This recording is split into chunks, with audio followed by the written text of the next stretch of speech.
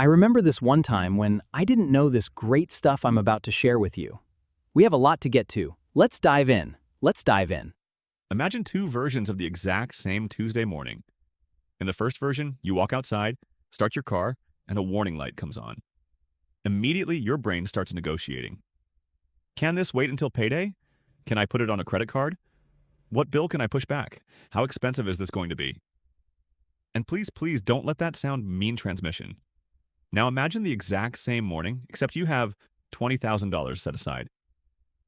The warning light still annoys you. You still don't want to spend $900 fixing your car, but you're not panicking. You make the appointment. You pay the bill. You move on with your life. Same problem. Completely different experience. And that difference explains why one of the most important financial milestones isn't $1 million. It isn't $500,000. It isn't even $100,000. For a lot of people, the first amount that genuinely changes the way money feels is much smaller. It's around $20,000. Not because $20,000 suddenly makes you rich, it doesn't. And there isn't some magical financial door that unlocks the second your account hits $20,000. Your brokerage account does not shoot confetti into the air, but somewhere around this level, something important starts changing. Money stops being only a defense mechanism, and it starts becoming a tool. That distinction is enormous. Welcome back. I'm the CPA who loves numbers and hates unnecessary effort. Yawn.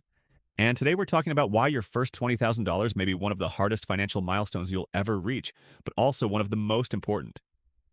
Because once you've built a meaningful financial buffer, three things begin happening at the same time. Your money starts helping you, your decisions start improving, and your options start expanding, and those three things can completely change the trajectory of your financial life. $20,000 doesn't buy luxury, it buys time. People usually imagine wealth in terms of stuff. The big house, the expensive car, the vacation photos, the watch, the kitchen that somehow has an oven large enough to roast a buffalo. But the earliest benefit of having money isn't really stuff, it's time. Suppose you suddenly lose your job. If you have $300 available, you need income almost immediately. You don't have much room to evaluate opportunities. You can't comfortably turn down a bad offer. You probably aren't spending 3 weeks deciding whether a company is the right cultural fit. You need a paycheck. Now imagine you have several months of expenses sitting safely between you and disaster. You're still going to take unemployment seriously. But you have something incredibly valuable. Time. Time to update your resume properly. Time to interview. Time to compare offers. Time to avoid jumping directly from one miserable job into another miserable job because Friday's mortgage payment is coming. Money creates distance between a problem and the moment you're forced to react to it, and that distance improves decisions. That's the first reason this milestone matters. The real product you're buying isn't an account balance, it's breathing room. Your brain stops treating every dollar like an emergency. When you're living close to zero, money becomes incredibly loud. Every expense demands attention. A doctor bill, a school expense, a higher utility bill, a tire that suddenly looks suspiciously bald. Even small financial problems can dominate your thoughts because there isn't much margin for error. And that matters because financial scarcity doesn't just affect your checking account. It affects your attention. When you're constantly solving today's problem, it becomes much harder to focus on next year's opportunity. You aren't asking, how should I invest over the next decade? You're asking, how do I make it until Friday? You aren't strategically evaluating your career. You're trying not to lose your paycheck. You aren't comparing long-term financial trade-offs. You're making whichever choice causes the least pain right now. One financial wellness study cited in the original research found that even having around $2,000 in emergency savings was associated with a significant improvement in people's reported financial well-being. And increasing that cushion towards several months of expenses was associated with another improvement. That makes sense. The first few $1,000s aren't just money, they're insulation. And eventually, enough insulation changes the questions you're able to ask. Instead of, can I survive this? You begin asking, what's the smartest move? That is a completely different financial mindset. Then, something else happens. The math joins your team. There is another reason the first $20,000 is so frustrating. At the beginning, you're doing almost all the work. Imagine you start with zero and invest $1,000 every month. Let's use an illustrative 8% annual return. Market returns aren't guaranteed, and they definitely don't arrive in a perfectly straight line, but the assumption helps demonstrate what compounding can do over long periods. Starting from zero, getting to approximately $20,000 takes roughly 19 months. That's 19 months of you providing almost all the horsepower. You earn the money, You don't spend the money, you transfer the money, you invest the money, you repeat. Month after month, it can feel like you're dragging your financial life uphill with a rope. But once that first $20,000 exists, something changes.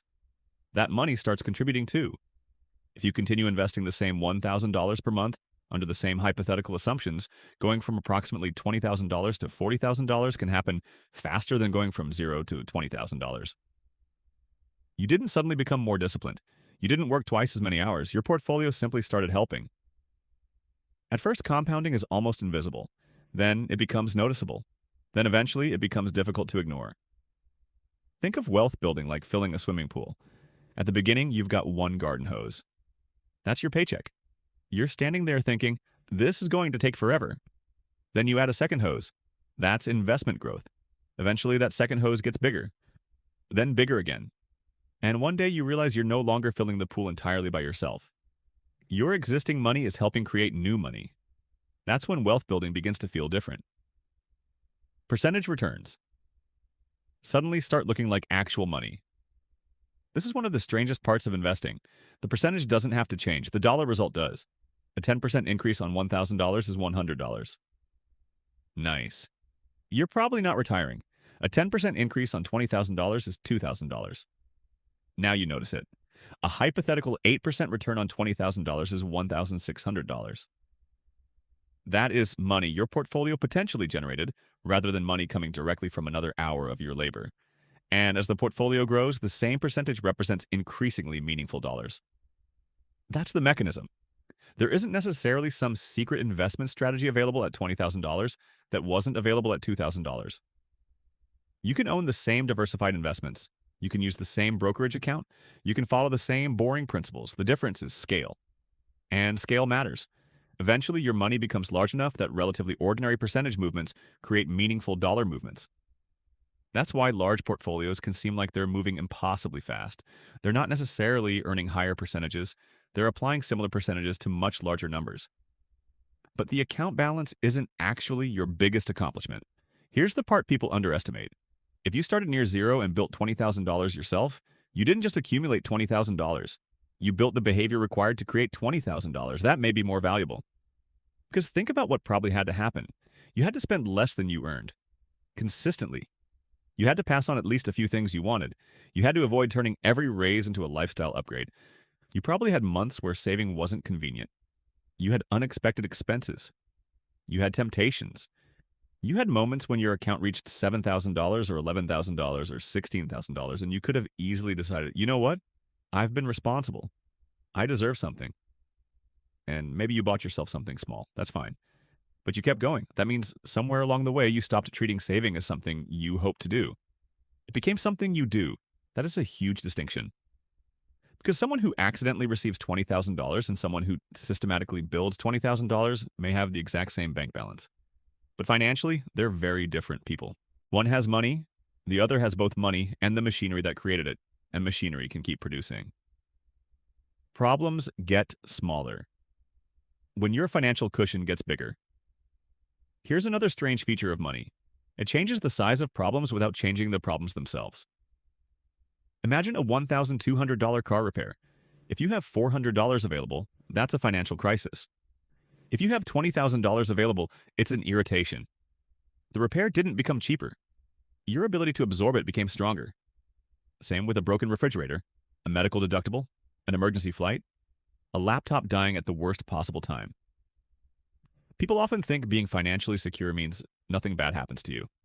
Of course, bad things still happen. Financial security simply means fewer ordinary problems become emergencies. That is an underrated form of wealth. Being able to say, this is annoying, but we're fine. That sentence is worth a lot. Money also lets you see opportunities. You used to ignore there's another side to financial flexibility. It doesn't only protect you from bad things, it allows you to consider good things. Maybe a professional certification could increase your income, but it costs several $1,000s. Maybe there's a conference that would genuinely expand your network. Maybe you could take a few weeks between jobs instead of immediately accepting the first offer. Maybe relocating would put you in a much better career market. Maybe there's an investment opportunity that deserves serious consideration. When you're operating with no margin, many opportunities aren't really opportunities. They're simply things you can't afford to explore. With savings, you can at least evaluate them. Notice the word evaluate. Having $20,000 doesn't mean throwing $5,000 at your friend's new business because they have a logo and an Instagram account. Please don't confuse optionality with recklessness. The point is that money gives you choices, and choices have economic value. People sometimes say that money attracts money. That sounds mysterious. Usually it's much simpler. Having financial resources allows you to wait longer, negotiate harder, survive mistakes, invest when opportunities appear, and make decisions based on expected value rather than immediate necessity. Money creates options. Options can create more money. Your spending priorities. Start changing. Too early in someone's financial journey, small purchases can feel enormous. Should I buy coffee? Should I order dinner? Should I buy the cheaper cereal? Should I cancel the streaming service? And controlling small expenses can absolutely matter, especially when there's almost no room in the budget. But eventually something becomes clear. You cannot coupon your way around a terrible housing decision. Saving $3 on lunch isn't going to repair a $700 monthly car payment. Skipping coffee won't compensate for never negotiating your salary. There are little financial decisions, and there are giant financial decisions. Your home, your car, your career, your savings rate, your investment costs, your debt. Those decisions can move your long-term net worth by tens or even hundreds of thousands of dollars. Once your finances become more stable, your attention can shift from, how do I save $4 to, how do I optimize the biggest numbers in my life? That is a much better use of mental energy. I'm not giving you permission to buy 11 coffees every morning. That's not what we're doing here. The point is that financial success usually comes more from consistently getting the big decisions right than endlessly torturing yourself over tiny ones. $20,000 can also change the way you walk into work. This may be one of the most valuable effects. Imagine you're completely dependent on your next paycheck. Your boss knows you probably need the job. More importantly, you know you need the job. That knowledge affects you. Maybe you don't negotiate as aggressively. Maybe you tolerate things longer than you should. Maybe you don't explore another career because changing jobs feels dangerous. Maybe you don't take a calculated risk because one missed paycheck would create a serious problem. Now add a meaningful financial cushion. You suddenly have what I think of as a financial emergency exit. You don't necessarily plan to use it, but it's there, and simply knowing you have an exit can change the way you behave. You might ask for the raise. You might apply somewhere better. You might push back professionally when something is unreasonable. You might spend 6 months learning a skill that increases your income.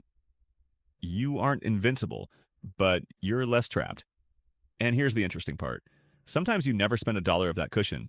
It still benefits you, because security can change your behavior long before you actually need the money. This is also where people make a very expensive mistake. They finally reach the milestone, $20,000, maybe for the first time in their life. They look at the account, they feel proud, and then a dangerous thought appears. I deserve an upgrade. Suddenly the old car seems embarrassing. The vacation starts looking reasonable. The bigger apartment becomes tempting. The savings account stops looking like freedom and starts looking like a shopping budget. This is where the first $20,000 can either become your launch pad or disappear. Because that money isn't a trophy, it's infrastructure. Think about building a house. After pouring the foundation, you wouldn't say, fantastic. The hard part is over. Let's rip the concrete back out and use it to buy a boat.